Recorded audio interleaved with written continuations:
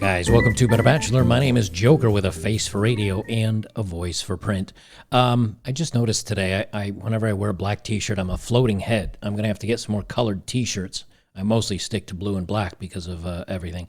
I'm going to jump right into it today. I came across this video on Twitter, and interestingly enough, it actually ties in with a couple other videos other content creators did today about toxic femininity and toxic women and hating on men and stuff like that. But I'll talk about that at the end. One of the reasons why I kind of get on these trails is there's a lot of slow news story days. And I think that's why a lot of men's creators end up reading the crazy stories, because you kind of say, well, that's a topic I've talked about before, or, it's just really hard coming up with topics. But I saw this video and I'm like, man, a lot of people were posting, this is what happens when people have absolute power. I was one of them. I posted that on Twitter. I'm like, this is what happens when you give people too much power. And I'll play the video here in just a second.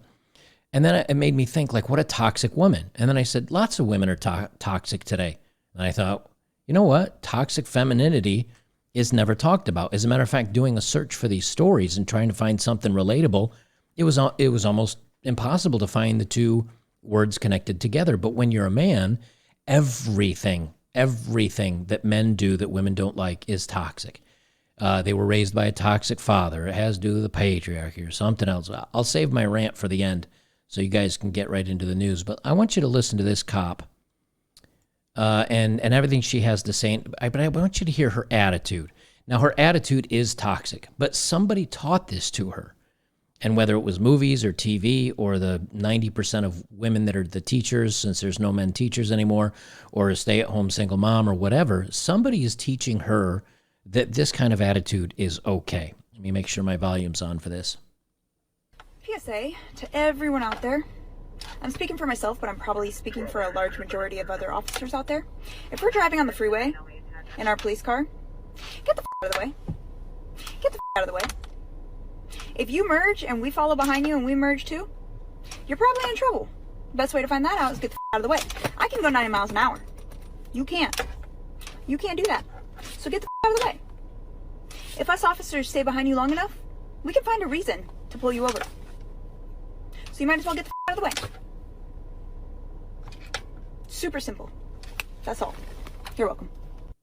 That's what happens when, and believe me, I could get in a tirade about cops and law enforcement and all that stuff. I appreciate a lot of the cops out there, but there are quite a few of them like this. But here you've got a woman that, number one, she's not horrible looking, so she's entitled anyway. And then on top of that, you add the power of the police on top of that. This is a woman that's going to take her anger, her aggression, her frustration out, just as she's doing here. It's a pretty toxic mindset. But no one would ever say, well, that's a toxic woman or that's toxic femininity. But if it was a guy that was doing that, they say, oh, this is toxic males and they're dangerous and they're everything to worry about.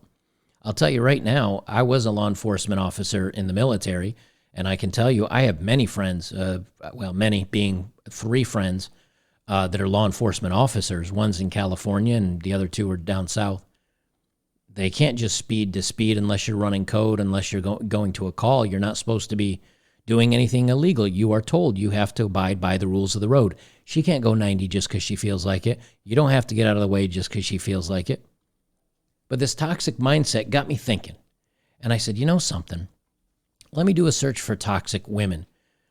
And, I really couldn't find much. So I did a search for, toxic and women's bad behavior and things, and you'll find lots of headlines like, this one lazy mother who starved her 24-year-old Down's child, or her daughter, and it's not child, I guess. Maybe that's incorrect because it's 24 years old, but it's her daughter, and ended her in a filthy room. She gets 10 years, but it says she rejected help from family because she thought she knew better. But that is a toxic behavior.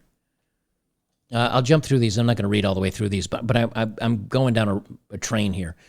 Female Tekken pro fired by team over unacceptable comments about short men. Now, yes, she was fired, but is she called toxic? No, but if a guy said something about a woman's weight or anything like that, that's toxic. Tennessee woman accused of doing inappropriate things with 9 students, which we see more and more and more. A Las Vegas woman gets a prison sentence in the death of an elderly man she shoved off a bus, and she says it's just not fair. Now, again, if a man did this, the story would be toxic, right? Teacher sentenced after filling cupcakes with her husband's baby juice and feeding them to her students. She did this, I guess, 9 times. Now, she's getting 41 years for it. And when the more and more searching I did on toxic plus women, feminism, feminists, all that stuff, it would bring me to articles like this that would say, hey, you know something, why are we always blaming men? Or other articles like this, men are trash, end of discussion. And the depressing depictions of men in the media. And this is the part that I'm going to talk about this in a second, because this kind of sums up everything that I was thinking about here. But I realized something, and this is something that is pervasive all through society, because actually a couple of you written me. A couple of you guys wrote me in emails and said, hey, why doesn't anybody ever talk about toxic femininity? And, you know, find some examples and talk, because toxic masculinity is everywhere. And I realized something. The reason why most of us don't talk about it as men is because we're not overly emotional, or at least a healthy man is not overly emotional. We don't get caught up in this. We're not writing a lot of articles about, all the toxic women. That we just are like, all right, whatever, she's a bitch or she's an awful person, moving on. And we move on in our lives. Because let's face it, most people that are now in journalism, or journalism as I like to call it, and in the news and in all these segments and writing these stories, and they're either women or they're men that are very much on the feminist agenda, because they're like, oh, I'll pander to these women and maybe I can get one as a girlfriend, or I'll date them, or something else. But the whole reason why I'm having such a hard time finding any information on this, or why there aren't stories, or why isn't there a similar word or anything like that, is really simple. Because women today are not held accountable for their actions. Now, again, you saw me read some stories there where women are getting some jail time for some pretty awful acts. But I don't remember the exact statistics, but 68% of the time they get either shorter or less time in jail for the same crime.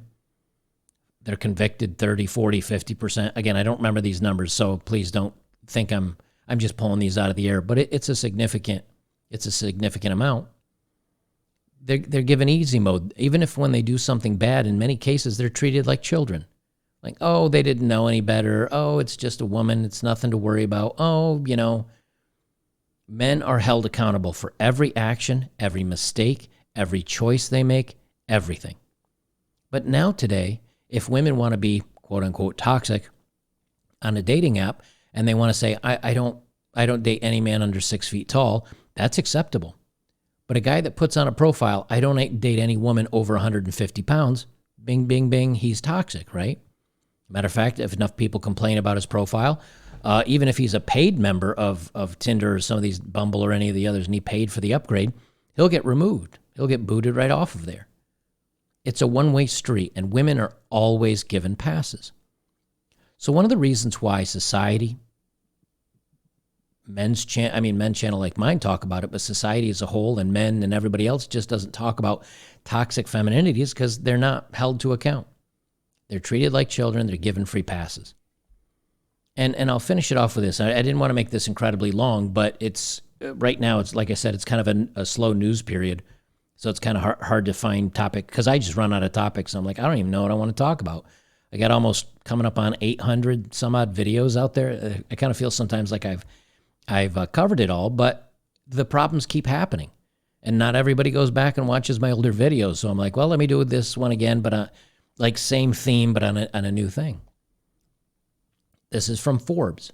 Now, the videos that I watched a couple other content creators. I do not subscribe to anything other than Hulu, and I get Hulu for free because I have Spotify. And I have Spotify so I can listen to and support Joe Rogan and some of the other podcasts that I like.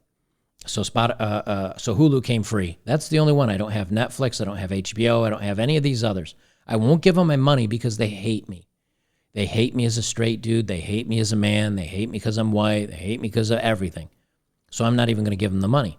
But I do watch channels that will cover the shows because I like to see what's going on in modern culture. And all the videos that I watched, if you guys haven't seen, you can go watch It's a Gundam. I just watched that video, as a matter of fact, before reporting on this. And he was doing a She-Hulk review, and he said toxic femininity. I said, how weird. I already had my thumbnail made and all my topics and everything pulled up, and he put out a video on it. And I said, oh, that's kind of weird timing. But I watched the clips that he showed, and he's exactly right. Every guy in that TV show is the Hollywood stereotype of men, which is the good-looking guy that she finally goes out on a date with, who is tall, and he's a doctor, and he's attractive, and what's he do? He sleeps with her, and he bounces the next day. And, of course, everybody on Twitter was calling him toxic, and who would ever not date She-Hulk? But she literally chased a top 10 percenter, or five, in this case, probably a top 1 or 2 percenter. But they called him bad because he was with her, but she was chasing out of her league, in my opinion.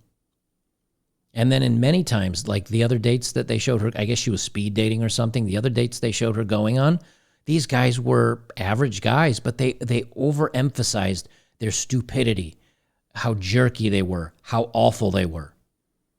And I won't say that She-Hulk, the character, is toxic, but the writers that write the show are toxic. They're just generally bashing on men and hating on men and making fun of men constantly. Every clip that I saw of the thing, and it was several clips. But why aren't women called out for the same thing? Again, accountability. And then when men complain and men say we don't like this and men push back, guess what? That's right, they call us toxic because we won't put up with their narrative being pushed on us. So in many ways, it kind of reminds me a little bit of almost like a bar brawl where you're standing there just minding your business and someone, I don't know, punches you in the face. And when you get angry and punches back, they're like, oh my God, look, he's fighting. It's like, you started this fight. You took the first swing. You threw the punch. I'm defending myself and pushing back with my story and my points of view. And then when I do, we get called bad. And Forbes, it's funny because Forbes used to be a financial magazine, but I guess so many people are too stupid to keep up with the economy and would rather click on this. Of course, I clicked on it, of course, to do this video. But what happens when you push back? She-Hulk is a direct, unapologetic attack on toxic Marvel fan boys. Now, there's lots of women out there that are making fun of this show. I know because I've seen a couple of the videos out there. But notice it's always fanboys. Fanboys is a word, not fangirls. You notice it's all, remember, no firemen, it's fire people. No policemen, it's police people. They always want to be all-inclusive until it's a negative word like this. And if you stand up and say, it's not just fanboys, it's fan people. And we're not toxic. We're just complaining about how awful you are and your writing's terrible and you're crapping on men. They say, fanboys. They say, and I'm going to read this because She-Hulk is very popular out there right now. And if you can catch some of these clips or videos, again, I won't watch the damn thing, but I'll support other YouTubers that I like that do. They say, She-Hulk is apparently conceived correctly, blah, blah, blah.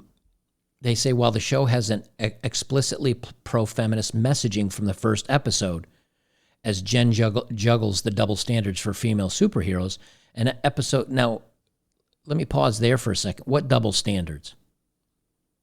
I mean, here's the thing. If you look at kind of the old Marvel movies, right, or even DC movies, like when you watch Wonder Woman, I didn't see a lot of double standards in that.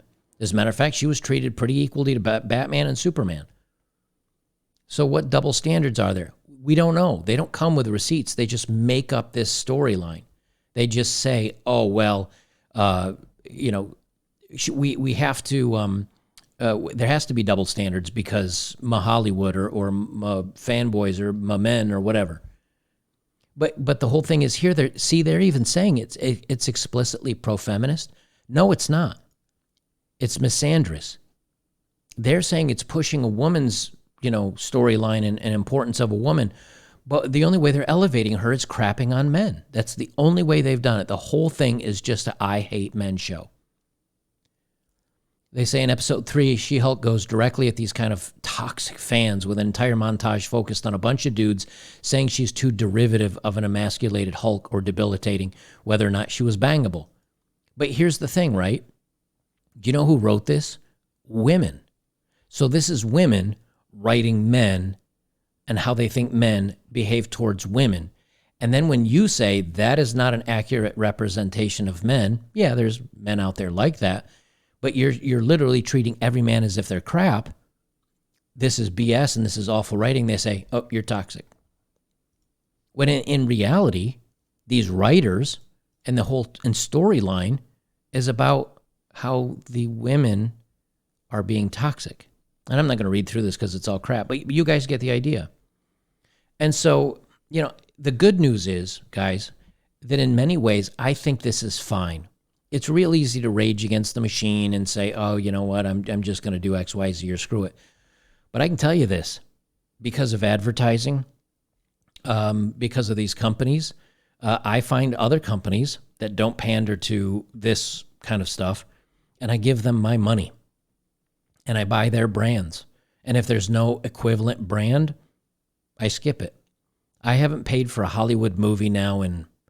When did, let's see, I guess Marvel Endgame. Is that right? Is that the name of the last Marvel MCU movie where Thanos finally lost and got snapped away? Spoiler. If you haven't seen it that's the last thing I saw in the theaters. I've seen nothing since. So Hollywood doesn't get my movie, or it doesn't get my money. These, since Netflix started showing Cuties and some of this other stuff, I took my money away from them. And HBO, I mean, everything they've been putting out as far as as I'm concerned, is just all up on loving on women. And if you're a man or if you're white, or if you're straight, or if they just hate you, so they're not going to get my money. But instead of all that, now what do? Longer walks with my dog, going out to the gym. I find better hobbies to do. And I'm saving money. Let's just be frank with it. So I think there can be some good. I just don't walk away with rage. Walk away with the understanding that this is the narrative that they're going to push against men. And if you push back, which we should do anyway. I mean, look at the Amazon rings. I forget. It's because it's not Lord of the Rings. It's the creation of the rings or whatever. I watched 20 minutes of it. It was boring as hell. But the whole thing is, though, I watched it. I'm like, okay, you got to Mary Sue. She's a superhero. All the guys are incompetent, and it's boring as heck. And I'm out. And I just stopped watching it. And they're going to spend $1 billion on crap. And they can burn their own money with this stuff. But in the end, what do? We find content creators we like, whether it's on YouTube, whether it's on a podcast, whether it's on their own platform.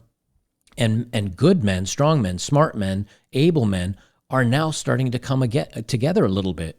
It's like all the outside craziness is actually making men find other men with similarities. It's making women that don't agree with this stuff say, hey, you know what? There's a group of cool guys or cool content or cool information. Let me go over and check that out. I mean, look at Kevin Samuels. A lot of women watched his show. A lot of women called in. He set them straight. But he got women watching him, and he was sharing a men's message. Now, I don't have the ability to do any call-in shows or anything like that yet, although I will be doing one later this week over on Locals. If links are down below if you guys want to join me. I'll be doing a call-in show over there. And I don't think too many women want to call me probably to talk to me. I'd certainly like the conversation. But the point is now that it's bifurcating the country into those that are on board with this crap and those that aren't. It makes it a lot easier to maybe find some like-minded people. So maybe that's the good that we can take out of this. And the fact that as finances and things people get less money and times get tighter, they're not going to have the extra money to spend, and they're going to make some decisions on whether they want to pay HBO or Netflix or anything else for this kind of crap. And I don't think a lot of these big media companies are going to survive without changing something pretty drastic, especially when you look at their stock. Stocks are falling off a cliff completely, but Disney stock's falling off, Netflix stock's falling off. I don't know, HBO I think is under ABC. I'm not sure how their stock is. Money talks. I think in the end it'll take care of itself pretty quickly. So guys, if you're here on Locals, thanks for your support. I appreciate it. If you're not, guys, and you're here on YouTube, make sure to join me on betterbachelor.locals.com. It's fun, it's free, it's cheap, it's easy. 55,000 people over there that are members, which is free. And we've got some supporters, and there we got forums, and we've got, I don't know, just a ton of stuff for guys over there. It's a good men's community. It's a good men's community. And we've even got women that belong there that want to support men and want to stick up for men, which I think is a great thing. So join us over there. Join us over there today if you're not, and we'll see you in the next one.